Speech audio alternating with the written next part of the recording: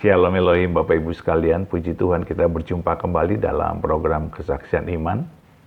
Saya berdoa, saya berharap, dan saya percaya Bapak Ibu sekalian dalam perlindungan Tuhan yang sempurna, sehat dan bahagia, sebab Tuhan kita baik, dan selalu menolong dan membela kita apabila kita sungguh-sungguh berserah dan percaya kepadanya. Puji Tuhan, hari ini Bapak Ibu sekalian, kita berjumpa dengan seorang pribadi yang luar biasa, yaitu Pak Tony Muhammad Bastaman, ya, seorang yang sangat anti Yesus dari kecil, dari sononya, dan mempunyai banyak ilmu, ya, kanuragan. Lebih hebatnya lagi dahulu, beliau sangat jadi jagoan, ya, jadi jawara, dan tentunya kita tahu bahwa preman-preman itu selalu terlibat dengan obat-obatan terlarang, ya, narkoba. Nah, itulah kehidupan beliau pada masa kecil, masa mudanya, dari umur 12 tahun sudah keluar dari rumah menggelandang, dan akhirnya ditangkap Tuhan Yesus secara ajaib, secara adikodrati, secara supranatural, karena Tuhan mengasihi Pak Tony Muhammad Bastaman ini. Nah, Bapak Ibu sekalian, bagaimana kisahnya? Mari kita dengarkan kesaksian beliau yang luar biasa dan sangat memberkati ini. Tuhan memberkati.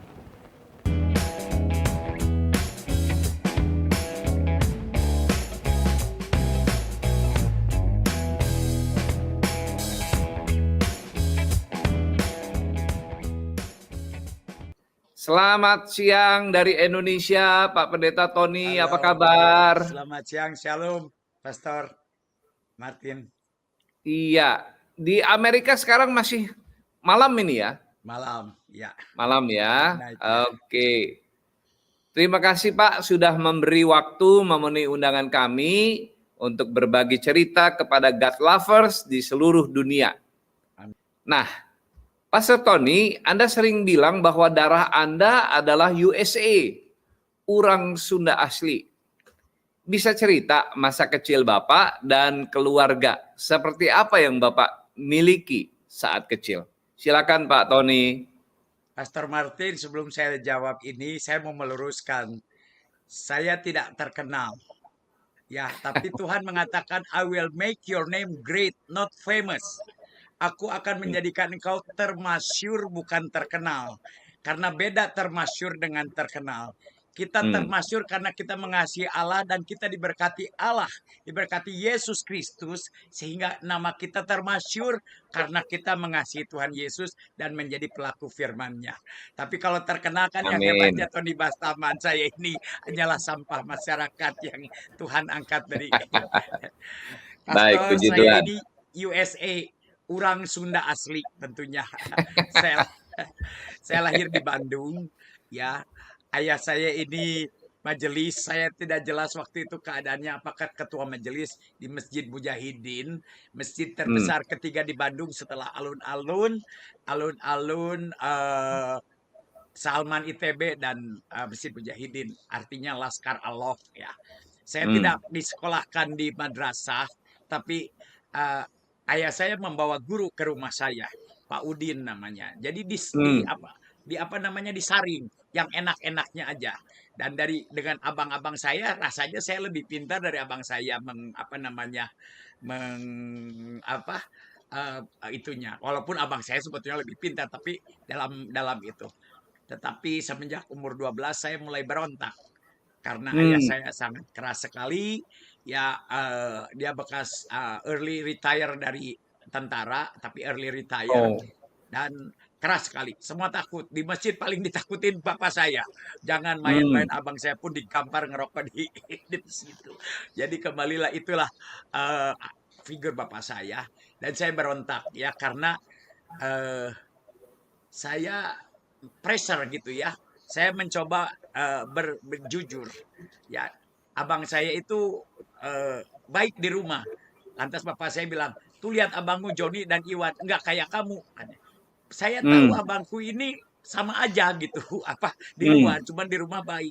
Kalau saya sama Bangor. Iya, sama apa? Saya berusaha apa adanya, bukan saya jujur juga. Dan di situ saya berontak. Saya mulai kabur umur 12 tahun, saya sudah dibawa ke psikolog terkenal di Bandung namanya Pak John Nimpuno. Nah, dibawa sama abang saya. Ditanya, karena saya udah bermasalah.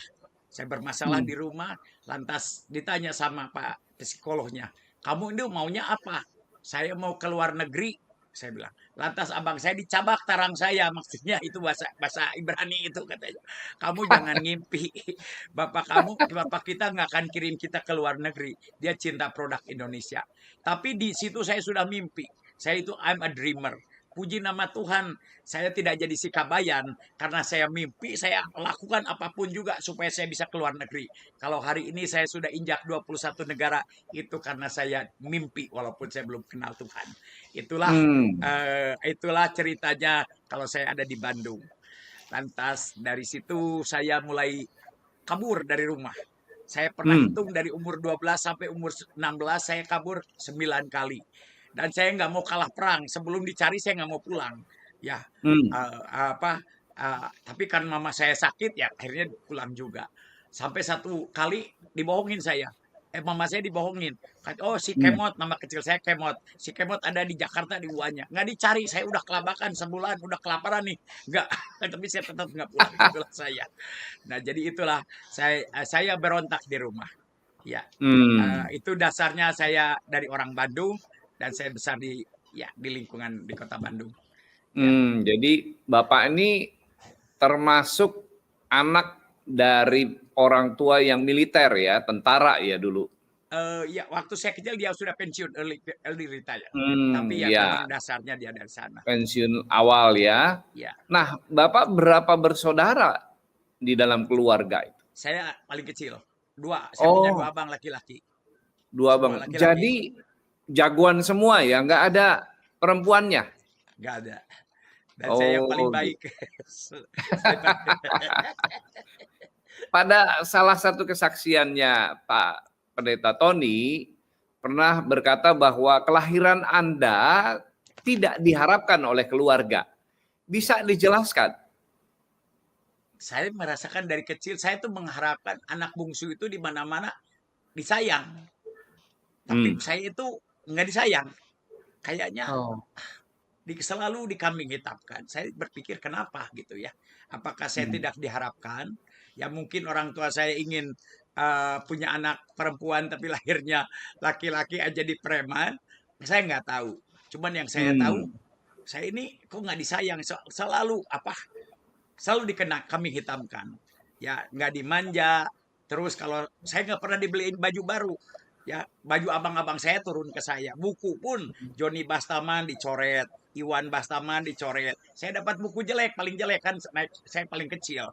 Saya selalu Hmm. dapat yang terjelek. Jadi I'm nobody, I feel nobody. Ya dari situ saya kenapa saya bilang, ya saya merasakan nobody love me, I'm nobody home ya.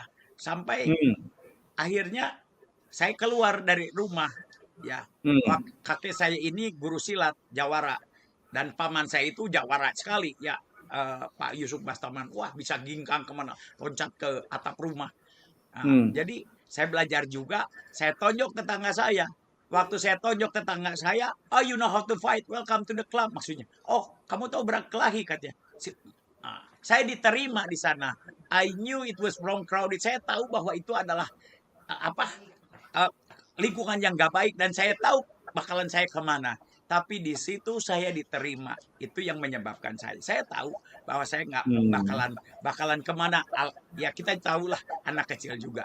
Ya nggak usah dibilangin juga kita tahu bergaul dengan begini bakal begini. Tapi disitulah saya diterima. Itu awalnya. Dan umur 14 tahun Hmm. saya mulai hisap ganja, minum. Dan yang saya hitung sampai umur 29 tahun saya nggak pernah sadar.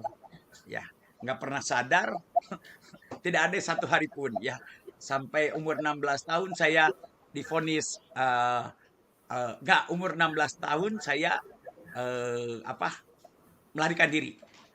Saya jual motor saya bilang saya nggak akan pulang sebelum saya berhasil. Itu perkataan saya dan Hmm. saya nggak mau telan lidah saya lagi. Saya pergi ke Singapura ya dengan tetangganya om saya di Tanjung Priok. Ya, om saya kolonel Tanjung Priok, saya jual motor saya, tetangganya pelaut. Tahun lu pergi jalan aja sama babe gue pelaut. Oke. Bapak saya tahu saya nggak bisa di stop.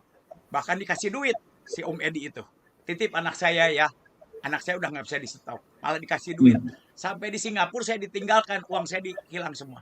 Saya di Singapura punya $10 Singapura, umur 16 tahun, nggak tahu bahasa Inggris. Hampir saya gila, 2 minggu saya survive. Ya, tidur di tempat pelaut. Nah, di situ saya nggak tahu kerasukan setan apa. Ya, saya dendam sama orang itu, dan saya juga udah mulai punya ilmu. Saya dulu pengen sakti karena saya pikir saya akan jadi pelaut, saya harus sakti nih.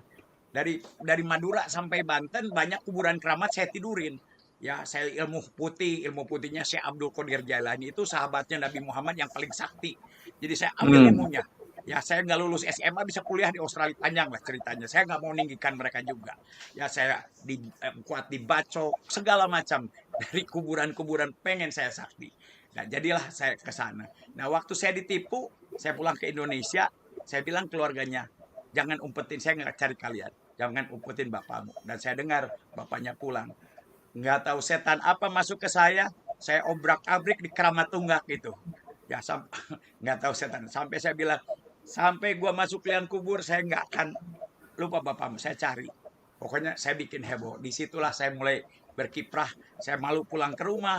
Saya berkiprah di jalan. Umur 19 tahun saya ditangkap di Jogja. Saya masuk penjara di sana. Saya nggak tahu masuk penjara saya bakalan 3 tahun, bakalan 20 tahun, saya nggak tahu. Ya, akhirnya bapak saya bilang, kalau memang kamu laki-laki jantan, katanya hadapi pengadilan. Saya mau lihat apa kamu seorang kesatria. Saya hadapin. Akhirnya saya dibawa ke pantai rehabilitasi narkoba paling galak, namanya Pemerdi Siwi di Jakarta. Itu lebih parah dari penjara. Dikebukin, nggak boleh ngerokok. Wah, saya ancam bapak saya, kalau saya nggak dikeluarin, saya bakar rumah. Nah, disitulah saya stres dan saya divonis manic depression. Manic depression itu nggak ada obatnya. Sekarang itu bipolar. Jadi unbalance chemical in your brain. Kalau nggak semangat, down. Semenjak itu dokter mengatakan sampai kamu mati kamu harus minum obat penenang. Bagi saya ya udah tanggung. Hitam-hitam putih-putih. Saya kerja di Saudi Arabia jadi TKI. Di Arab pun saya mabuk. Nggak ada minuman, saya bikin minuman sendiri. Dari orange juice jadi wine. Ya, banyak hal lantas saya dikembalikan oleh kedutaan karena dianggap saya berbahaya. Saya menolong TKW TKI di Indonesia, tetapi ya namanya konsulat kurang senang juga.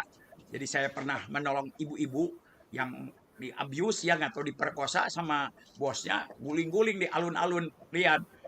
Saya bawa kabur ke konsulat. Saya dikejar juga. Memang resikonya luar biasa. Bukan saya ingin jadi pahlawan, tapi kalau terjadi dengan ibu saya, ya, saya mau tanya kepada saudara-saudara, akan diam saja. Orang Sunda lagi, aing makajeun paeh katanya. Nggak tahu diperkosa. Saya loncat ke mobil saya bilang. Dia loncat ke mobil saya bawa. Orang konsulat marah-marah. Kamu jangan soal pahlawan, Pak, bukan soal pahlawan. Nah, itulah akhirnya saya dipulangkan ke Singapura. Saya di Singapura saya cari kerja, dapat kerjaan di Italia. Ya, karena saya punya ilmu, ya gampang sekali saya dapat kerja. Padahal saya nggak bisa masak jadi koki. Ya, baru 2 hari mau dilemparkan ke laut karena masakan saya nggak ada yang doyan. Ya, tapi sudah di Italia kan, akhirnya saya dapat kerja di Italia. Nah, dari Italia saya kabur ke Jerman.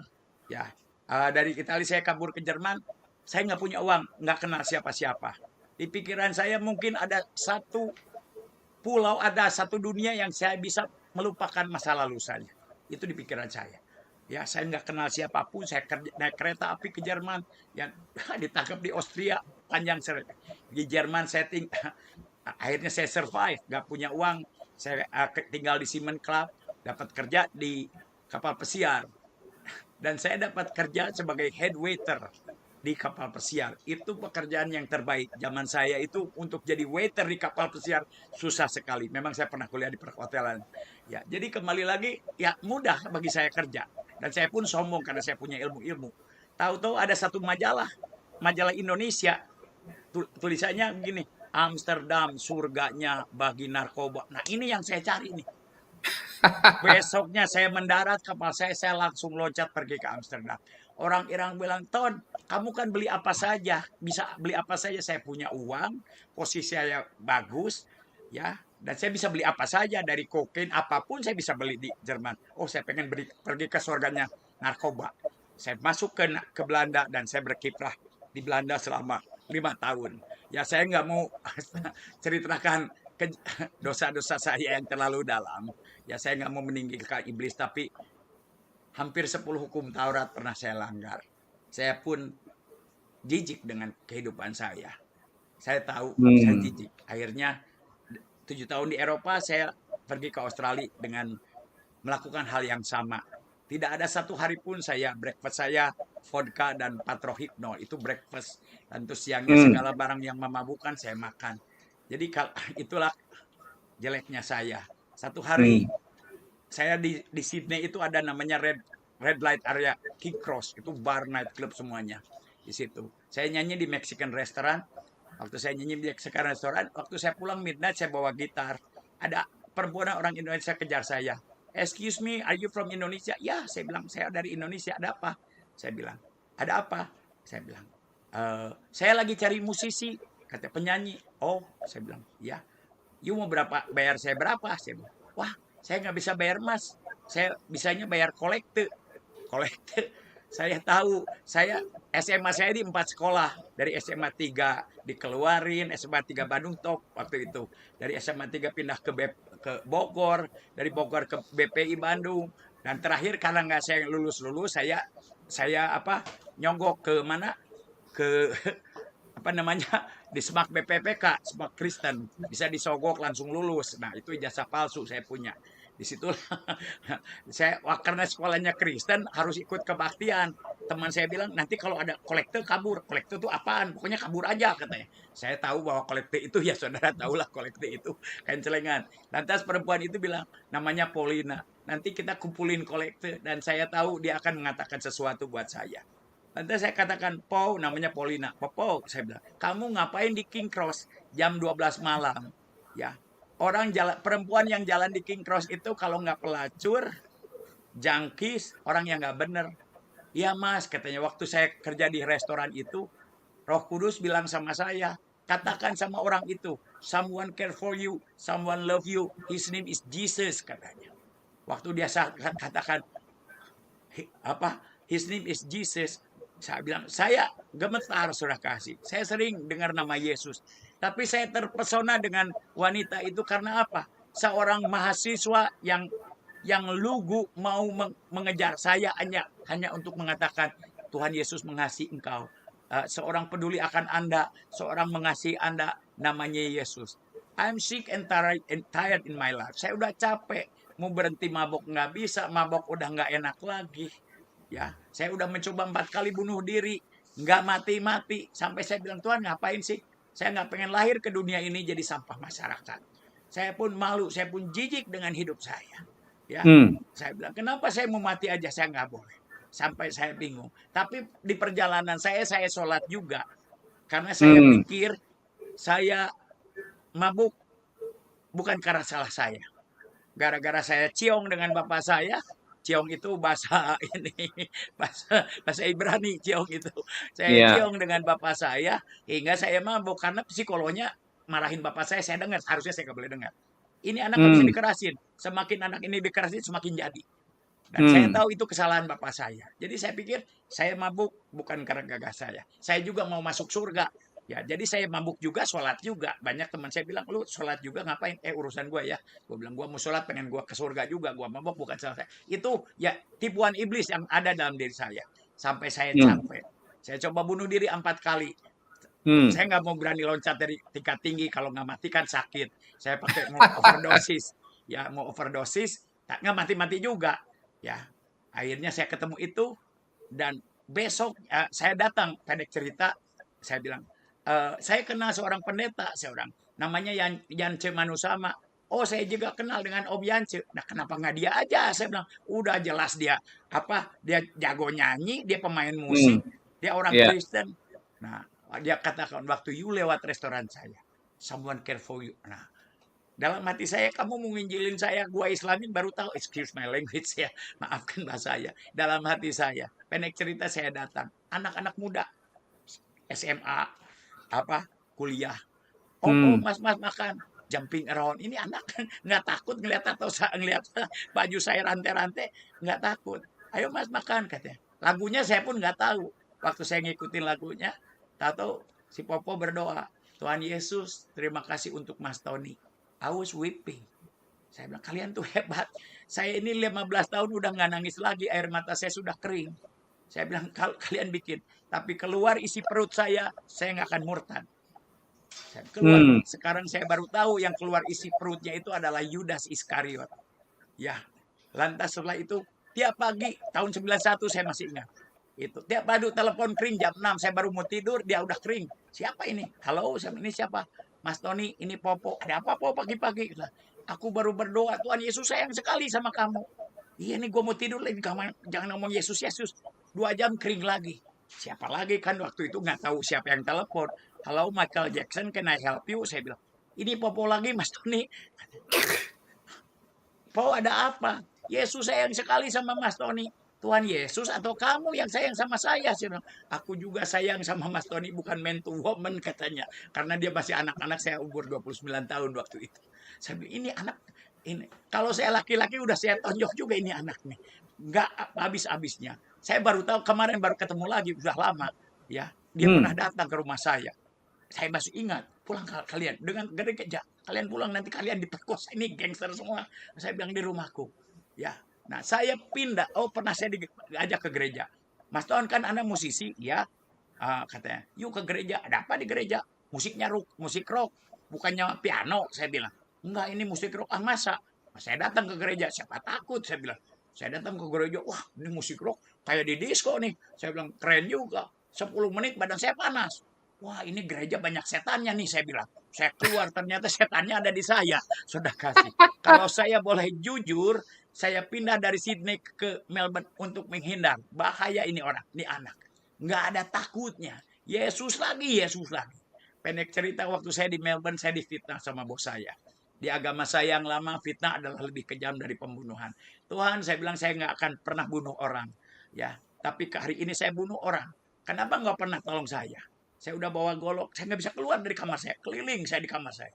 Wah, saya pikir ini pasti dari atas nih. Saya ikut banyak kebatinan juga. Lantas saya mau berdoa. Waktu saya ambil sholat, sambil air wudhu, air itu putih di sini, keluarnya merah. Saya itu dari dulu sering dikasih penglihatan di clairvoyant kalau bahasa Belanda-nya tuh. Sering melihat di alam roh. Wah, ada apa? Saya tahu. Ya, tanganmu tidak kudus, tidak suci. Kan air wudhu itu mensucikan tangan. Banyak darah. Kalau saya nggak bisa wudhu, saya nggak bisa sholat, ngapain lagi saya jadi orang Islam. Saya di situ komplain sama Tuhan. Tuhan masih terima saya nggak? Saya teriak di situ, Allahu Akbar, Allahu Akbar, Allahu Akbar. Wah, akhirnya saya di alam roh sudah banyak, karena banyak roh di saya. Saya melihat titik terang. Semakin terang, saya pikir guru-guru saya banyak guru-guru saya suka ngedatangin saya. Ini siapa? Gara-gara si Popo dia datang. Saya bilang, don't ask me how he look like. Jangan tanya saya bagaimana rupanya. Saya melihat terang, begitu terang. Ya, seperti bayangan. Jubahnya seperti putih ke kuning-kuningan. Ya, lantas rambutnya sebahu. Ya, saya nggak ngelihat mukanya. Lantas saya bilang, ini gara-gara si Popo. Saya pikir lagi, siapa saya lagi disamperin sama Nabi Isa. Saya bilang, kalau memang engkau Nabi Isa. Saya bilang, not you man, I didn't call you, okay? I call Allahu Akbar. But since you are here, saya bilang, mumpung kamu ada di sini, kalau memang kau Nabi Isa, buktikan. Saya nggak ngelihat tangannya berlubang paku, karena saya nggak tahu juga tangannya berlubang paku. Tapi dia julurkan tangannya. Waktu saya julurkan tangannya, saya dirukiah. Bahasa rukiah itu doa pelepasan. Beng, kuping saya kayak disimbal. Wah, saya mulai melintir. Semua ilmu saya, pencak silat saya keluar. Susuk saya rontok semuanya. Wah, gemetar sampai setengah sadar. Dan tetap lemari aja sampai jatuh. Bantal kemana-mana. Nggak ada pendeta, nggak ada siapa-siapa. Dan tetangga saya di luar jendela diam aja. Padahal saya teriak-teriak di sana. Ya, setelah 2 jam saya baru sadar. Saya tahu penyakit saya. Saya dibebaskan dari narkoba saya dibebaskan dari ilmu-ilmu saya, dan saya dibebaskan dari penyakit saya. Karena saya tahu penyakit saya. 2 kali saya masuk rumah sakit jiwa. Satu di Jogja waktu saya ditangkap polisi, saya masukkan rumah sakit jiwa. Dan sekali lagi di Eropa. Dan dokter di Eropa mengatakan you have to take medication the rest of your life. Tidak ada sembuhnya. Itu dokter di Eropa, bukan dokter di puskesmas. Maaf, bukan saya menghina dokter puskesmas. Karena kalau saya ke puskesmas, obatnya sama aja. Itu sakit apa, obatnya antagin lagi, antagin lagi. Dokter Eropa mengatakan, kamu harus minum obat sampai mati. Dan sampai hari ini, dokter saya di Amerika, pastor saya juga orang Kristen, harus makan obat 5. Saya bilang, dok, hanya dekat Allah saja, aku tenang. Bipolar nggak ada obatnya. Sudah belasan tahun saya nggak minum obat. Kalau Pak Martin masih mengundang saya, puji nama Tuhan, saya ini orang gila yang disembuhkan oleh Tuhan Yesus. Luar Haleluya. Jadi biasa ya. kurang lebih itu saja yang Pengalaman panjang Pak Tony melanglang buana ke Eropa, ke Arab, lalu kemudian ke Australia. Nah, saya ingin sedikit ke belakang nih Pak. Pak Tony bilang bahwa ibulah alasan Anda bisa pulang ke rumah. Nah, kalau boleh tahu apa artinya seorang ibu bagi Pak Tony kala itu? Dan di momen apa Pak Tony terakhir bertemu dengan ibu terkasih? Ibu saya itu saya nggak tahu. Yang saya lihat dia nggak pernah sayang sama saya, tapi saya sayang banget sama dia. Nggak tahu. Ya, dengan Wow. arti kata saya harus jujur, ya, saya tidak pernah merasakan kasih dari bapak saya. Tapi kalau saya dengar ibu saya sakit, saya pulang. Ya, saya bilang, jangan pernah ada yang pegang rambut ibu saya, langkai dulu mayat saya, kecuali tukang cukur. Itu saya, nah itu saya katakan. Jadi ibu saya dan waktu saya terima Tuhan Yesus, ya, saya di Australia itu. Saya waktu itu di Australia, saya nggak bilang ke Indonesia tahun 91. Nah, saya boleh sedikit mundur dulu sebelum ke ibu saya. Ya, Ya. karena waktu itu saya saya nggak tahu apa. Hari ketiga, hari pertama saya datang ke gereja. Waktu saya datang ke gereja, mereka bilang, Ton, ini bukan masjid, ini gereja. Ya, gue tahu, saya bilang. Lu ngapain di sini? Ya. Mereka curiga, dipikir saya mabok. Saya bilang, semalam nih, Yesus datang ke kamar saya, setengah percaya, nggak percaya. Akhirnya puji Tuhan, susah amat. Saya bilang masuk gereja aja harus bersaksi dulu. Akhirnya saya masuk di Geredah kayak masuk airport juga. Ya saya juga tidak tersinggung ya. Karena ya itulah kehidupan saya. Takut ya saya bawa pistol, bawa narkoba.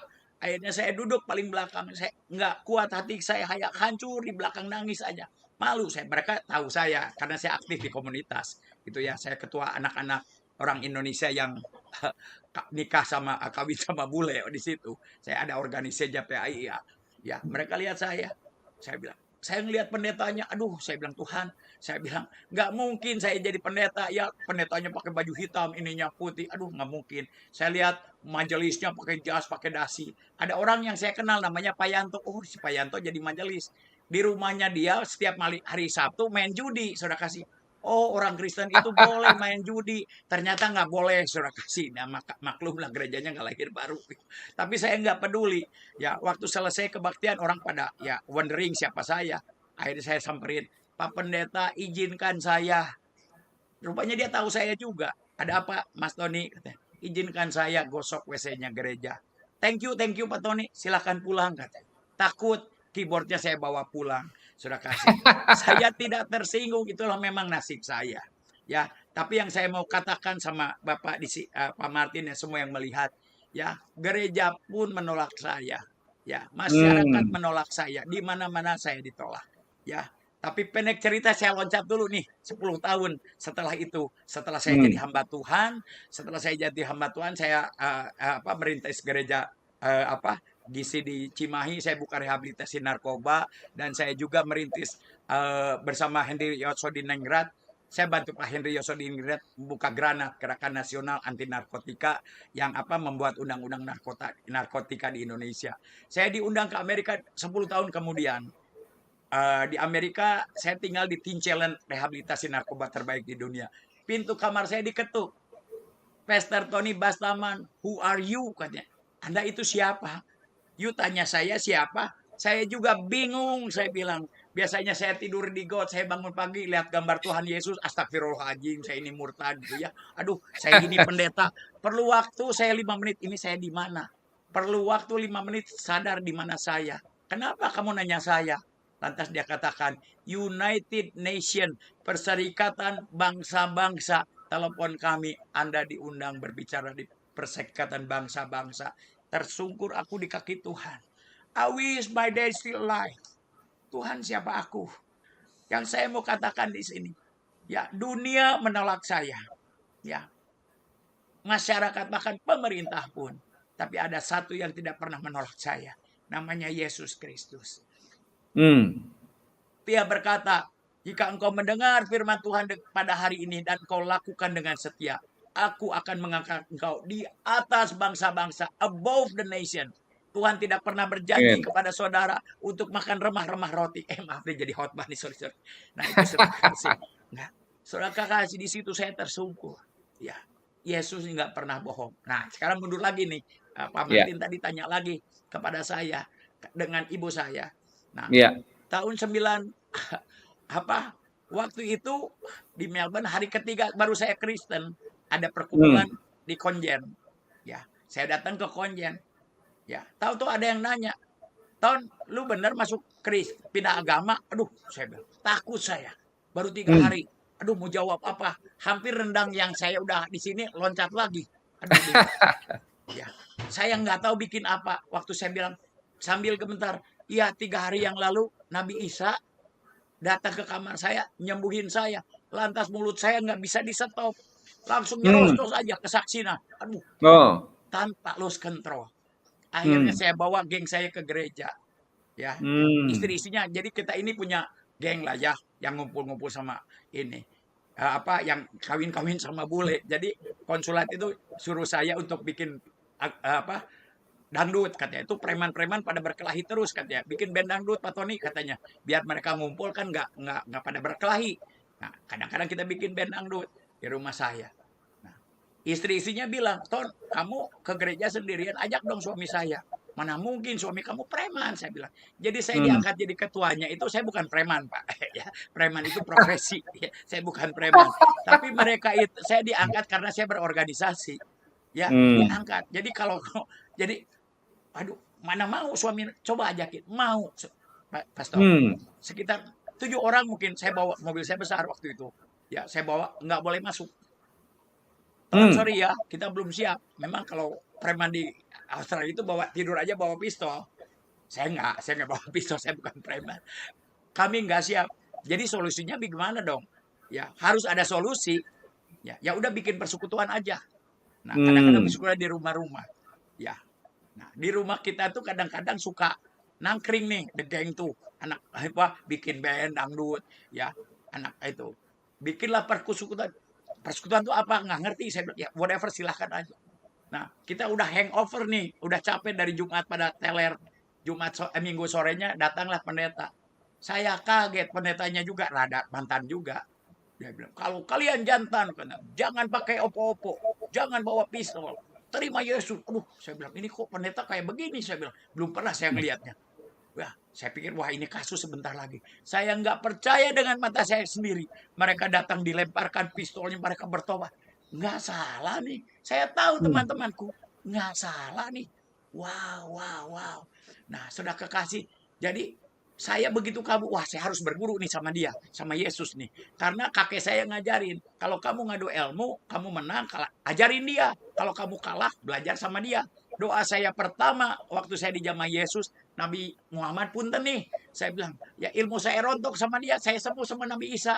Saya mau ikut Nabi Isa. Itu doa saya cuma begitu aja. Jadi, wah saya mau belajar. Nah, minggu ketiga si pendeta nggak datang. Ini kan tempat saya, rumah saya. Saya naik ke mimbar, saya bersaksi. Ya, khotbah sama aja. Dulu pakai Al-Quran, sekarang pakai Alkitab. Saya memang super pede. Saya baca Mazmur sama Selamat Pagi Roh Kudus. Tahu tuh ada anak teman saya bilang, Ton doain gue. Aduh, doanya gimana nih? Gue bilang, surat Yasin gue tahu nih. Ayat kursi aku tahu. Ya Tuhan, aku nggak tahu. Saya pelukin.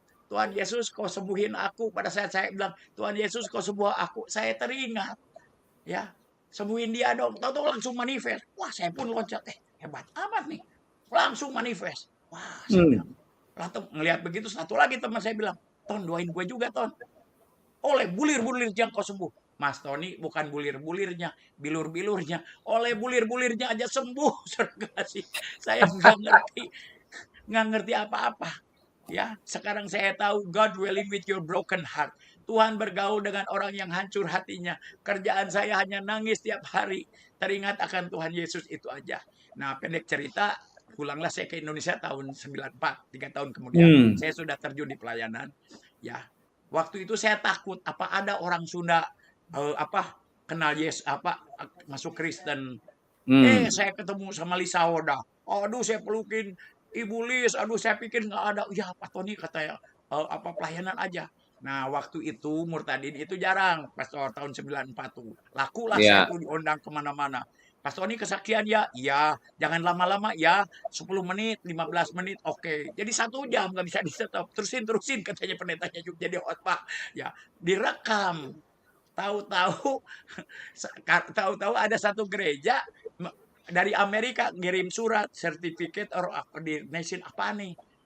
Rupanya mereka memantau kita. Saya kan pelayanan ke penjara, ke Pantai Kute, ya Hmm. doa-doain aja dengan Youth with a Mission, Yayasan Wahana Anak Muda waktu itu. Saya bergabung dengan mereka. Ya, tahu-tahu dah saya dihabiskan di gereja Harley Davidson. Jadi semuanya orang Harley, ya pendetanya pakai Harley, segala macam lagunya Rolling Stone diganti dengan lagu-lagu rohani, tapi musiknya Rolling Stone, tapi mereka lahir baru bertobat dan real gitu ya mereka, tapi mereka gak ganti baju. Wah, saya belum Ini di sekolah Bali ya, Alkitab. Pak? Ya, saya pelayanan di Bali waktu itu dengan Pastor Lolot, Hmm. Pendeta Lolot. Nah, jadi saya telepon Pastor Phil, saya belum pernah, I never been to Bible school. We know that. Ya, ada 7 pendeta. Ya takutnya para mualaf suka komplain katanya Pak. Ini jangan ngaku-ngaku pendeta ini kalau ini bukan mau pamer tapi supaya mereka tahu aja. Ada 7 pendeta yang Hmm. memang itu saya. Saya bilang, dan waktu kami berdoa, katanya, nama kamu keluar. Sekarang kamu sekolah Alkitab. Tentunya di Bali pro dan kontra. Karena saya juga banyak kenal hamba tua. Ton, gak bisa lu jadi pendeta, katanya belum sekolah Alkitab. Ya, saya juga tahu diri.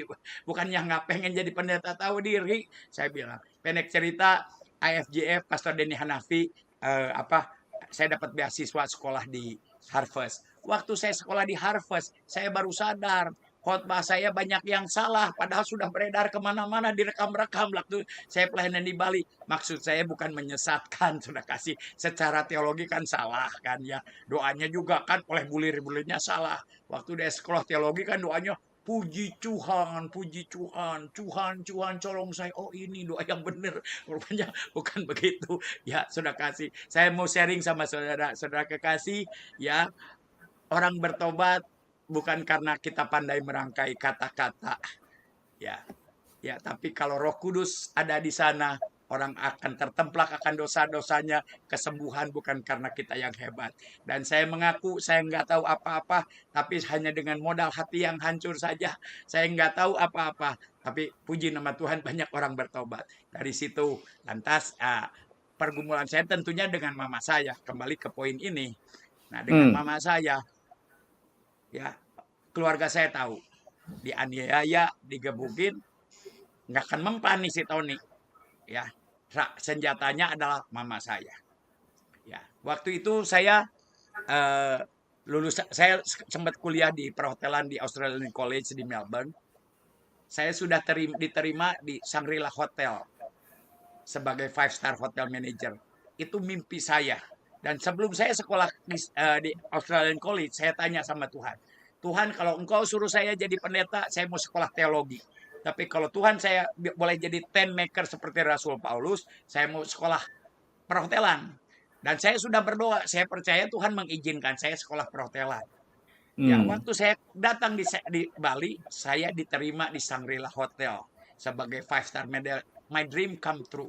Tahu-tahu ada 5 pendeta datang berdoa di hari yang sama. Mas Tony doa lagi deh, kayaknya Tuhan menyuruh Anda untuk jadi full timer. Saudara kekasih, Pastor Martin, saya mengaku, hampir saya nggak mau. Nggak mau, Tuhan, Hmm. ini my dream saya. Ya, nggak gampang. Bertahun-tahun saya hidup, ya, ingin cita-cita saya. Karena zaman saya cuma ada satu manajer 5-star hotel itu orang Indonesia, semuanya bule. Itu mimpi saya. Ya, saya bergumul nggak mudah. Sampai satu titik, Tuhan, kau boleh ambil semua yang saya punya. Ya, karena Tuhan nggak bernegosiasi dengan saya. Apakah engkau mengasihi aku? Itu aja yang terngiang-ngiang di kaki. Aku mengasihi engkau Tuhan. Tapi izin kasih 2 tahun aja. Jadi manajer hotel, saya pengen tahu rasanya manajer hotel kayak apa. Pendek cerita, saya tinggalkan. Ya, saya nggak digaji di Desa Sading bersama Pendeta Lolot itu legendaris. Saudara boleh tanya siapa Pendeta Lolot. Itu legendaris preman terbesar di Bali. Jagoan Harley. Ya, waktu itu ya saya tinggalkan, tinggal di rumah Pak Lolot. Kamar saya itu bolong bukan bocor. Kalau bocor drop. Ini bolong jadi kalau hujan tuh banjir. Ya tanahnya setengah itu. Ya nggak digaji. Ya, saya bilang, Tuhan, saya mau berperkara. Tuhan kau tahu, aku serahkan semua. Nol, saya nggak punya uang sama sekali. Semua sudah saya serahkan buat engkau. Saya hanya minta satu. Jangan sampai mama saya nolak saya. Itu permintaan saya. Saya berperkara dengan Tuhan. Silakan, boleh ambil segala. Semuanya kau boleh ambil.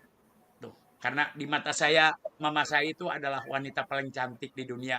Yang paling saya kasihi dan saya hormati. Ya, mama saya ini cantik sekali, Pastor. Seperti anaknya ganteng sekali. Puji Tuhan, Alhamdulillah. Wah, syukur. Tuhan menciptakan kita serupa dengan gambarnya. Amin. So kasih anak Tuhan tuh ganteng-ganteng. Gak ada yang jelek-jelek. Nah, sudah kasih. Saya berperkara. Saya puasa 3 bulan, Pastor. Saya puasa buat 3 bulan. Saya bilang, wah dengan gaya karismatiknya. Saya lulusan Morisi Rolo saya ini ya. Dalam nama Yesus. Nah, satu hari saya sedang khotbah di Ubud. Di Desa Lotunduh. Dengan Ibu Sandra Barger. Dia baru meninggal kemarin. Ya, di Desa Lotunduh, di persekutuan doa. Tahu-tahu ring telepon, Pastor Tony phone from Bandung. Saya lagi khotbah, padahal saya takut. Terus terang, hari yang paling menakutkan itulah hari itu karena saya tulis surat sama mama saya. Mama, saya bilang, saya disembuhkan sama Nabi Isa dari narkoba saya, dari penyakit jiwa saya, dari ilmu-ilmu saya. Dan dia sudah dengar juga sebetulnya. Juan pengen tahu aja. Ya, hari ini saya melayaninya. Tahu-tahu kering telepon. Itu hari yang paling menakutkan bagi saya. Saya melangkah dalam nama Yesus, dalam nama Yesus. Ya. Pada saat saya angkat telepon, mama saya bilang, Assalamualaikum.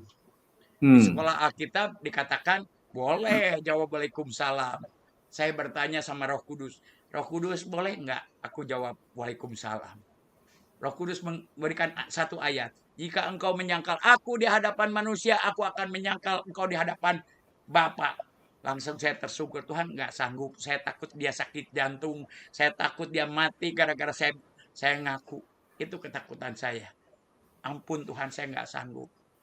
Saya nangis di kaki Tuhan, Tuhan mampukan saya. Nggak sanggup. Roh Kudus memenuhi saya. Karena Roh Kudus saya ngaku di hadapan saudara semua. Saya udah nggak sanggup. Ya, mama saya bilang Assalamualaikum, mau tanya. Kamu tuh masih Islam apa udah murtad?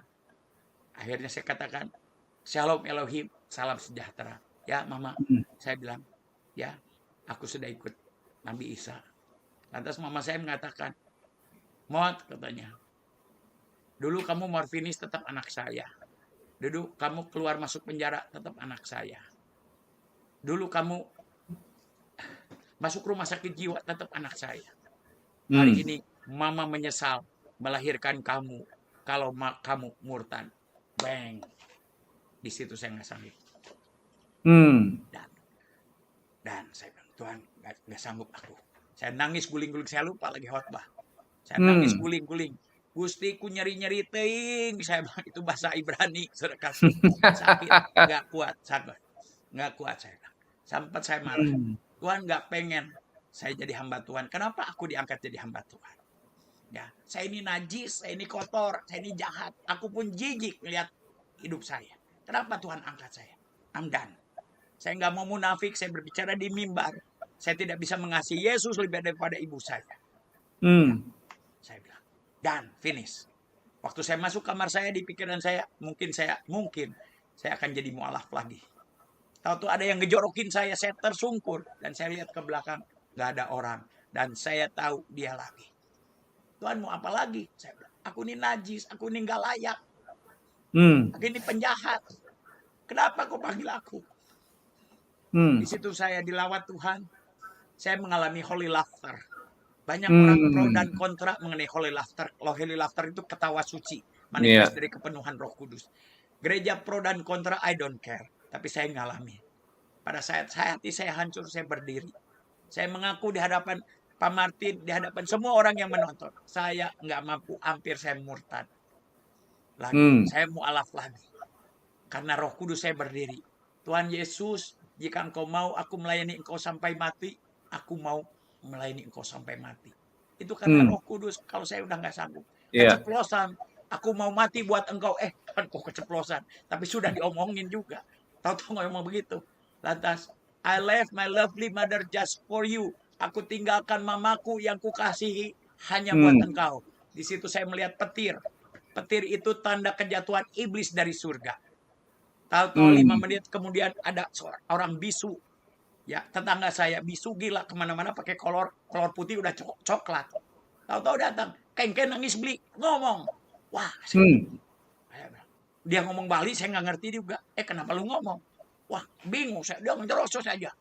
Saya tahu dia gila bisu. Saya bawa ke orang tuanya. Pak Pendeta didoain kagak. Saya bilang aku lagi nangis semu sendiri. Itu heboh satu namanya desa Lotunduh. Heboh satu kampung, ada yang mau narik saya, mau kelilingin saya, diketong-tong terus di kampung tahu begitu.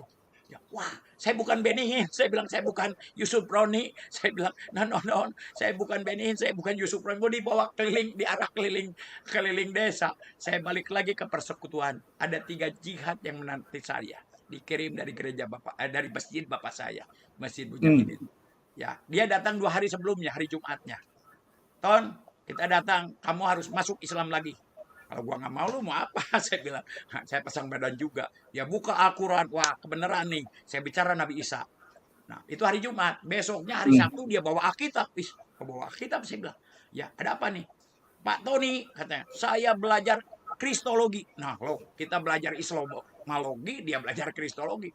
Saya sudah baca Alkitab 3 kali dari Kejadian sampai Wahyu. Saya bilang, kamu itu bebal, udah baca Alkitab 3 kali belum bertobat juga. Saya bilang, aku aja pendeta belum tamat-tamat. Saya bilang, sudah kasih panas. Karena maghrib dia harus pulang. Ya maghrib ya, disimpan tasnya di kamar saya. Besok saya datang lagi. Jangan besok Pak, saya besok ada kebaktian. Saya bilang, yuk besok datang Senin aja. Minggunya udah nungguin saya. Pas saya palak lagi. Pak Pendeta tolong doain saya. Kenapa? Saya bilang. Rupanya Hmm. malamnya tasnya kan saya buka di kamar saya. Ada keris, ada jimat-jimat, Al-Quran kecil itu. Wah, rupanya semalam dia nyantet saya. Wah, Hmm. oh lu nyantet gue, terak, itu terak di bahasa Sunda, nggak mempan, lu nyantet gue kerasa juga kagak, udah kepanasan udah. Jadi kalau di ilmu hitam itu, kalau mereka nyantet nggak mempan akan berbalik 2 kali lipat, itu Hmm. hukumnya mereka. Beri kepanasan. Saya belum pernah ngedoain orang Islam, saya doain manifest. You believe it or not, setelah manifest itu ada yang bahasa roh lagi. Aduh, saya bilang ini gimana? Saya nggak tahu. Tapi mereka yang 2 terima Yesus, yang 1 saya pikir-pikir, tapi saya mengakui ilmunya Isa Al-Masih lebih hebat daripada ilmu yang ada di Masjid Mujahidin. Beri tepuk tangan dulu buat Tuhan Yesus. Hmm. Nah, Luar itu yang biasa. terjadi. Sudah kasih. Tahu-tahu ada gereja, hanya ada 1 gereja waktu itu di Ubud itu. Gereja Kemah Injil. Nggak boleh ada gereja lain. Nggak boleh ada gereja lain di Ubud. Ya, saya pernah diteror juga. Ya, ada yang telepon lagi dari sana. Pak Tony di gereja kita udah ngumpul. Orang-orang sakit mau pengen ke rumah. Pak Tony dengar si orang bisu itu ngomong. Aduh jangan Pak, nanti kalau nggak sembuh kan kita juga yang malu. Tahu tuh mereka datang pakai ojek, pakai angkot. Saya kelabakan, panik. Saya bawa gitar. Tuhan saya bikin apa? Saya memuji Tuhan ngadap tembok. Mereka udah pada datang pakai angkot, pakai ojek. Tuhan saya bikin apa? Tahu-tahu saya nyanyi. Kalau roh Allah ada di dalamku, ku kan menari seperti. Tahu-tahu hening. Tahunya penari. They are dancing in the spirit. Mereka menari di dalam roh. Hmm. Wah, Tuhan ada apa? Kembali saya tersungkur di kaki Tuhan. Masuk ke kamar Tuhan, ada apa? Aku nggak ngerti. Di situ clear Tuhan audible saya dengar. I don't want to be second best, for I am the best. If you love your mother, your father, your son, or your daughter more than I am, you are not worthy of you. Aku adalah Allahmu yang tidak mau dinomorduakan dalam kehidupanmu. Jika Ya. engkau mengasihi bapamu, ibumu, anak laki-laki, anak perempuan, lebih daripadaku, engkau tidak layak bagiku. Dulu saya nggak ngerti ayat itu. Sekarang saya mengerti itu adalah syarat dari 5.000 janji firman Tuhan. Ada 5.000 janji Tuhan buat saudara dan saya, ya. Dan Yesus nggak pernah bohong. Kalau kita lakukan bagian kita, pasti dia lakukan bagiannya. Cuman ada syaratnya. Dia nggak mau dinomorduakan. Saya mengaku di hadapan Pastor Martin, saya nggak sanggup mengasihi Yesus lebih daripada mamaku. Karena Roh Kudus yang memampukan aku. Oleh karena itu, disitulah Luar breakthrough biasa. saya. Jadi itulah kesaksian saya. Kembali lagi segala puji, hormat, dan syukur, kemuliaan hanya milik Tuhan. Amin.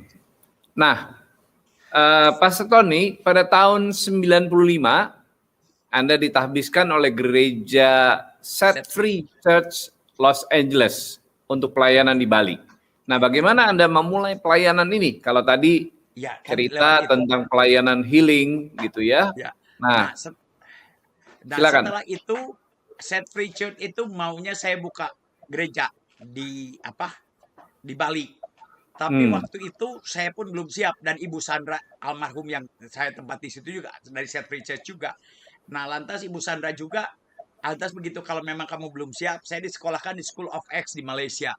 Nah, School of X itu dari Raymond Mui dan pernah buka di Semarang, ya.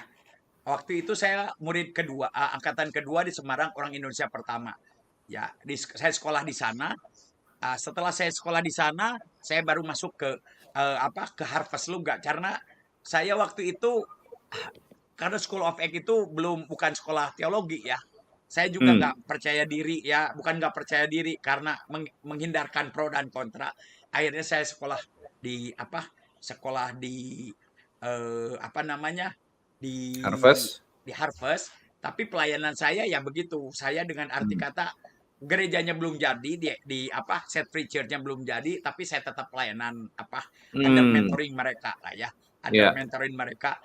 Nah, karena saya disponsorin oleh Harvest, saya membuka gereja di Cimahi. Di Cimahi. Itu tahun 97 ya, Pak? 97, ya. 97 itu juga saya waktu itu ditanya sama Pastor Jimmy Untoro, ketua sinode, "Ton, kamu visinya kemana?" "Visi saya ke London." "Why London?" "I'm city boy," saya bilang. "Saya 7 tahun di Eropa, 7 tahun di Amerika, di Australia. Ya berdoa, kalau memang dari Tuhan, katanya kita kirim kamu ke London." Wah, senang dong mau dikirim ke London, ya. Udah semangat. Tahu-tahu di telepon lagi sekolah, "Mas Tony, katanya ini di Lombok perlu orang. Ke Lombok aja." No, London. Lombok, London." Saya bilang, puji Tuhan, dikirim saya ke Lombok. Tahu-tahunya saya bantu gereja Bandung di Cimahi. Di Bandung 3 minggu saya baptiskan 17 orang preman di Cimahi. Ya, akhirnya saya disuruh, "Pak Tony, buka gereja di Cimahi." Saya bilang, saya bergumul. Saya berdiri di gereja Bandung. Saya harus jujur. Ya, saya nggak mau ke Cimahi. Bapak saya di Masjid Mujahidin di Bandung. Saya mau buka gereja di Cimahi. Wah, itu konyol, saya bilang. Kedua, saya 15 tahun di luar negeri. Cara berpikir saya sudah beda. Biasa ngobrol dengan drug dealer di Amsterdam, saya ngobrol dengan, maaf, tukang parkir. Bukan saya nggak senang tukang parkir, nggak nyambung. Saya bilang, ya, saya pengen naik Harley Davidson, nggak mau naik Honda Bebek, jujur aja saya bilang. Tapi saya nggak mau ke Cimahi, tapi kalau Tuhan suruh saya ke Cimahi, saya akan pergi ke Cimahi. Saya bilang, bukan saya suka. Puji nama Tuhan, dalam 1 tahun, saya di Cimahi kita baptiskan lebih dari antara 100 sampai 125 orang. Ya, preman, copet, garong, pelacur. Ya, kebanyakan preman lah. Ya, sampah-sampah masyarakat lah di situ, ya. Sampai ada bencong dadanku, tapi bukan di gereja yang di Cimahi, yang di mana? Yang itu di luar gereja pernah saya layani. Nah, di situ saya melihat, saya tahu sekarang, ya, obey is more important than burning sacrifice. Ketaatan lebih penting daripada korban bakaran. Saya pun nggak ngerti apa-apa, ya, dari Cimahi. Nah, di situ. Ya. Saat ini seseorang sudah terhubung dengan kita, seseorang yang kemungkinan besar Pak Tony masih ingat dengan beliau. Selamat siang Pak Dodi Sitepu. Selamat siang. Apa kabar Pak Dodi? Puji Tuhan, baik. Kapan terakhir ketemu dengan Pak Tony, Pak? Kalau secara fisik mungkin sekitar 3-4 tahun yang lalu, Pastor Tony sempat menyempatkan diri datang ke Kalimantan Tengah ya, bersama dengan saya, melihat saya, dan kita bikin ada ibadah di Kalimantan Tengah. Palangkaraya tepatnya. Tapi Iya. secara online sering kita berkomunikasi lewat WA, ya. Oh begitu, iya. Nah Pak Dodi, bagaimana Bapak mengenal sosok Pak Tony? Saya kenal Pastor Tony itu ketika saya masih jadi seorang pecandu narkoba, tahun 2000. Ya, saya kecanduan narkoba dan saya dibawa kakak saya ke Pastor Tony pada saat itu. Tapi ketika putus jahat, saya tetap mencari narkoba. Nah, Pastor Tony lah yang melayani saya. Pastor Tony bagi saya seorang bapak yang memperkenalkan Kristus buat saya.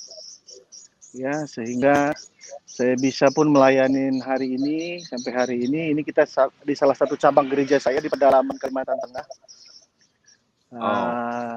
Ini semua karena Pastor Tony sebenarnya ya. Jadi saya kenal Tuhan Yesus itu karena saya dari umur 14 tahun jadi pecandu gitu, 11 tahun saya jadi pecandu. Dan ketika bersama Pastor Tony lah saya mengenal Tuhan gitu. Pak Dodi masih ingat nggak bagaimana Bapak diproses melalui Pak Tony pada waktu di tempat rehab? Ya, Pastor Tony itu komplit ya buat saya ya. Bapak benar-benar seorang bapak ya. Dia seorang bapak yang penyayang, dia peluk saya, dia doain saya, dia puasain saya. Bahkan kalau ketika saya salah, dia berani memukul saya, dia keras dengan saya. Dia orang pribadi yang bukan orang yang spare feeling gitu ya. Dia berkata iya di atas iya, tidak di atas tidak. Dan dia mendidik kami anak-anaknya seperti itu. Tidak berkompromi sedikit pun dengan yang namanya dosa. Nah itu yang ditanamkan sama saya. Artinya jangan pernah kompromi dengan dosa. Berkatalah iya di atas iya, tidak di atas tidak. Nah itu yang sangat terekam di batin saya sampai hari ini. Bahwa saya juga harus menjadi pribadi yang tidak mau kompromi dengan yang namanya dosa itu. Dan terus berjuanglah untuk dalam kebenaran Tuhan. Tadi Bapak bilang Pak Tony bisa memukul Bapak. Emang ada pengalaman apa Bapak dengan Pak Tony? Lakukan kesalahan atau apa? Enggak, waktu itu saya masuk ke rehabilitasi, kemudian saya suruh orang menyeludupkan ganja ke rehabilitasi. Dan saya pakai ganja di sana. Pastor Tony tahu saya ditempeleng sama Pastor Tony. Marah dia, ini rumah Tuhan kamu kotorin begitu ya. Dia marah sama saya. Tapi setelah marahnya beberapa waktu lagi dia datang lagi sama saya, dia peluk saya, dia ceritakan kepada saya bahwa dia mengasihi saya, dia melakukan semuanya ini untuk kebaikan saya dan supaya saya benar-benar bisa bebas dari narkoba. Ini pekerjaan setan begitu ya. Dan dia memang bukan pribadi yang lembek begitu. Dia memang keras, tetapi dia memang juga adalah satu pribadi yang penuh dengan kasih sayang begitu. Nggak ada pemberontakan atau kepahitan pada waktu Pak Tony melakukan hal yang keras waktu mendidik Bapak? Jelas ada, Pak. Namanya kita baru mengenal Tuhan, belum mengerti yang lain. Jelas ada yang namanya kepahitan ya, kesel kok begini sih gitu ya. Tetapi kan seiring dengan kebenaran firman Tuhan menyadarkan kita. Jadi di situ saya juga belajar bahwa kalau kita keras sama anak juga kita harus keras berdoa sama Tuhan, doakannya supaya Tuhan memberikan kesadaran samanya. Pastor Tony mengajarkan saya setiap jam 5 pagi kita selalu berlutut di hadapan Tuhan. Dan sampai hari ini 20 tahun ini saya terus melakukan itu. Pagi-pagi pertama sekali kami semua diajarkan untuk datang pada Tuhan, muji menyembah Tuhan. Dan minimal kita baca itu 7 sampai 10 pasal Alkitab. Itu wajib. Nah, itu yang Hmm. diajarkan. Jadi sampai hari ini saya masih melakukan itu, dan melalui pembacaan Alkitab itu, melalui hubungan intim dengan Tuhan, akhirnya saya tahu arti semuanya itu. Bahwa saya harus Hmm. memberikan juga maaf, dan saya juga harus mengakui bahwa itu dilakukan untuk pemulihan saya, begitu. Luar biasa ya pengalamannya Pak. Seorang pecandu narkoba bisa Iya, dibebaskan dari ikatan dosa dan bahkan sekarang jadi hamba Tuhan. Dipakai Tuhan dengan luar biasa. Nah, amin, Pak amin. Dodi, apa pendapat Bapak tentang Pak Tony sebagai Bapak rohani Bapak? Pelayanannya dan juga Pak Tony, visinya ke dia, depan. iya, Pak Tony bagi saya seorang bapak yang kapanpun saya butuh dia selalu ada buat saya. Yang kapanpun saya perlu, saya butuh nasihat, saya butuh mentoring, dia selalu ada. Padahal saya cuma WhatsApp, dia langsung telepon saya. Ada apa, Boy? Ada apa, Nak? Ada apa? Gitu, dia mau tahu dengan saya. Dan dia juga selalu, ya sering lah kita berdoa bersama, ya. Begitu juga Bunda, mentoring ke istri saya. Beberapa waktu ini kami kena COVID sama istri, dalam keadaan krisis, dalam keadaan apapun masih kita sempatkan video call, terus berdoa bersama. Bagi saya Pastor Tony adalah bapak, ya, bapak rohani saya yang saya cukup nyaman. Ya, saya cukup nyaman, dan saya tahu benar keberadaan beliau, bagaimana sikap hati beliau bertuhan, dan itu juga salah satu motivasi dan teladan bagi saya, begitu. Puji Tuhan. Terima kasih Pak Dodi untuk waktunya. Sampai ketemu lagi Pak. Salam dari kami Diaspora TV. Siap. Buat keluarga, jemaat Tuhan yang digembalakan. Dan selamat melayani, sukses untuk Pak Dodi. Nah, kita sedikit cerita tentang profil istri Bapak. Bagaimana beliau juga terlibat di dalam pelayanan Bapak. Silakan Pak. Saya itu berdoa sama Tuhan, saya minta bule long hair dari dulu. Ya, sampai saya tahan-tahan nanti aja di Amerika saya mau cari bule. Jadi waktu saya pelayanan rehabilitasi narkoba, banyak single mother yang bukannya saya sombong, ampuni saya Tuhan, ngelihat anaknya bertobat, mamanya juga ikut bertobat juga. Jadi kalau saya doain tuh bukan jatuh ke belakang, jatuhnya ke depan. Aduh, saya bilang. Jadi saya bilang, nanti aja lah, tahan-tahan, saya mau cari bule, saya bilang. Ya, waktu saya di sini, saya takut, saya melayani homeless. Ya, dan tahu saya pinggilan saya. Di sini saya bingung. Saya takut kalau saya menikah nanti istri saya ada yang mau ada yang mau sama saya, karena saya itu bukan melayani homeless, saya bawa homeless ke rumah, preman homeless, pokoknya orang yang gila-gila saya bawa. Tuhan, kalau saya nanti menikah, saya kehilangan pelayanan saya, nggak menikah saya post power syndrome. Di Indonesia saya super sibuk. Di sini kan orang nggak tahu siapa saya. Ya cuman ceritanya aja. Saya harus mulai dari nol lagi. Mulai kesepian. Saya bilang, Tuhan, saya takut kalau nanti saya menikah, istri saya tidak mendukung saya. Saya takut. Akhirnya saya ketemu dengan Ibu Yayang. Saya panggil dia Ibu Yayang karena dari dulu saya panggilnya Yayang terus, jadi saya lupa namanya dia. Ya,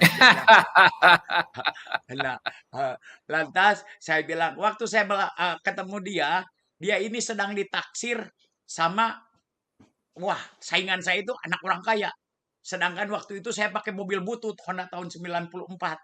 Waduh, gimana nih? Saya bilang, dia tahu pelayanan saya, dia mengerti pelayanan saya. Lantas saya katakan begini, Yayang, saya bilang, waktu itu saya panggil dia Liani.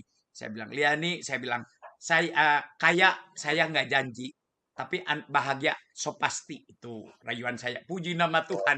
Dia memilih saya. Yang sini dong, saya hello dulu buat Pastor Martin. Come here. Come here, baby. Ya, nggak apa-apa. Nggak apa-apa, just quick say hello. Kau say hello, quick say hello. Dan begitu. Puji nama Tuhan. Ya, jadi saya deal pertama sama istriku ini. Ya, saya bilang, Jangan Shalom, Pastor. Shalom, Ibu Linda. Yani, Tuhan berkati ya. Iya, Wah, luar sama-sama, biasa nih. Pastor. Sehat ya, Bu? Amin, puji Senang, Tuhan. Selalu senang sehat. berkenalan sama Ibu. Iya, Pastor. Ya, Tuhan Sampaikan berkati ya, ya, Bu. Pastor. Iya, Ya. sama-sama. Ya, Nah, jadi deal pertama satu, please, saya tinggalkan mama saya hanya untuk melayani Yesus. Syaratnya satu, jangan jangan stop pelayanan saya dan teruji, ya. Karena kasih anugerah Tuhan kita bukan hanya melayani homeless, kita bawa homeless ke rumah. Kita bawa homeless ke rumah. Banyak orang ya pro dan kontra. Karena melayani homeless ini banyak tantangannya, Pastor. Sedikit saja. betul, Pastor betul. Tony, kenapa katanya melayani homeless? Mereka itu pilihan mereka. Mereka itu malas. Karena di Amerika itu orang nganggur dikasih uang sama pemerintah. Ya, Jadi orang menganggapnya mereka itu adalah orang malas. Salah sendiri. Bahkan banyak gereja Indonesia, bahkan gereja bule pun menganggap, saya ngapain kamu? Saya katakan, maafkan, excuse me sir, saya bilang ya. Saya tidak pernah ingin jadi pecandu narkoba. Cita-cita saya ingin jadi Presiden Republik Indonesia dulu. Tapi akhirnya jadi penjahat. Untung saya kenal sama Yesus. Ya. Nah, jadi mereka itu perlu ditolong. Itu pandangan yang berbeda. Nah, pada saat kami membawa homeless ke rumah, puji Tuhan sudah teruji. Ya. Lantas istri saya sudah teruji. Mereka mengatakan lagi, oh Pastor Tony punya karunia khusus. Karunia khusus apa? You like to bring homeless home, katanya. Anda senang bawa homeless ke rumah. No, saya tidak senang bawa homeless ke rumah. Saya senang bawa artis, bawa Pastor Martin ke rumah saya. Tapi tukang Yesus bilang, berilah tumpangan kepada orang asing. Karena saya mengasihi Tuhan Yesus, aku akan lakukan apa saja. Apa saja aku lakukan untuk menyenangkan hatinya. It's not about mengasihi atau senang apa nggak senang. Jadi pesan saya sudah kekasih, mari God lover, ya. Ada berapa teman-teman yang mengasihi Tuhan Yesus? Angkat tangannya. Ada berapa yang sudah melakukan segala perintah Allah? Nah, sudah kekasih, ya. Tuhan Yesus, jika kau mengasihi aku, kau akan melakukan. Jadi karena dasarnya inilah poin saya dari tadi saya berbicara, ya. The power of love. Ya, pada saat kita jatuh cinta, you will do everything. Dulu lautan api kan kuseberangi kalau saya cinta sama seseorang. Ya. Nah, mari kita sampai di mana kita mengasihi Tuhan. Sering juga jemaat saya datang, Pastor, saya juga mengasihi Tuhan Yesus. Kamu apa yang kamu lakukan? Dulu saya penyanyi di karaoke, sekarang nyanyi di gereja. Saya bilang, kamu menyalurkan hobi apa cinta Tuhan Yesus? Ya bagus-bagus aja. Tapi kan Tuhan tidak mencari penyanyi. Tuhan mencari penyembah yang menyembah di dalam roh dan kebenaran. Jadi kembali lagi, saya mengajak saudara, yuk kita sama-sama kita berlomba mengasihi Tuhan Yesus. Dan kalau kita akan termasyur, kata pertama lagi kan, I will make your name great. Karena kita dikasihi Tuhan. Dan Allah itu memberkati kita nggak kira-kira. Saya nggak kira-kira kalau Tuhan tuh. Kalau nggak di-stop nih terus-terusan itu. Ya, luar biasa God Lovers. Hari ini kita sangat diberkati lewat kesaksian hambanya Pastor Tony Muhammad Bustaman. Bagaimana ia diubahkan dan bagaimana mengalami Tuhan lewat kesembuhan dan diselamatkan keluar dari kegelapan. Sehat selalu ya Pak. Segala Sampai puji, bertemu. hormat dan syukur bagi Yesus Shalom. Kristus. Shalom. Haleluya. Puji Tuhan, puji Tuhan, puji Tuhan. Kesaksian yang luar biasa dari Pak Tony Muhammad Bustaman yang sungguh memberkati dan sangat mengharukan ya, karena beliau begitu mengasihi ibundanya, tetapi Yesus cemburu dan Yesus mengatakan bahwa apabila engkau lebih mengasihi orang tuamu, ayahmu, ibumu, saudaramu perempuan, saudaramu laki-laki, dia tidak layak mengikuti aku. Nah, itulah yang menjadi cikal pergumulan terakhir dari Pak Tony yang sungguh-sungguh ingin dikoreksi oleh Yesus supaya dia betul-betul mengasihi hanya Yesus Tuhan sebagai satu-satunya yang patut dia sembah karena dialah Tuhan yang patut disayangi, dikasihi. Nah, Bapak Ibu sekalian, mari kita belajar dari Pak Tony bahwa Janganlah ada berhala-berhala lain, berhala-berhala baru dalam hidup kita. Apakah kita mengasihi harta kita, mengasihi orang-orang yang kita kasihi, ayah kita, ibu kita, atau siapapun lebih daripada Tuhan Yesus. Karena Tuhan adalah Allah yang pencemburu. Dia tidak ingin orang-orang lebih mengasihi yang lain daripada dia sendiri. Karena dialah Tuhan, Sang Pencipta kita semua, dan kekasih hati kita satu-satunya. Bapak Ibu sekalian, teruslah berdoa, teruslah berjuang, teruslah mengasihi, teruslah melayani. Jangan lupa merenungkan terus firman Tuhan siang dan malam. Niscaya kita akan diberkati Tuhan dan diurapinya. Dan tetaplah berdoa bagi jiwa-jiwa yang terhilang, agar mereka diselamatkan dan menerima Yesus sebagai Tuhan dan Juru Selamat satu-satunya. Sebab hanya dengan demikianlah mereka akan diselamatkan ketika ada orang-orang yang melayani dengan berdoa dan menjangkau mereka. Tuhan memberkati kita semua di dalam nama Bapa dan Anak dan Roh Kudus, di dalam nama Tuhan Yesus Kristus. Haleluya, haleluya. Amin, amin, amin, amin, amin.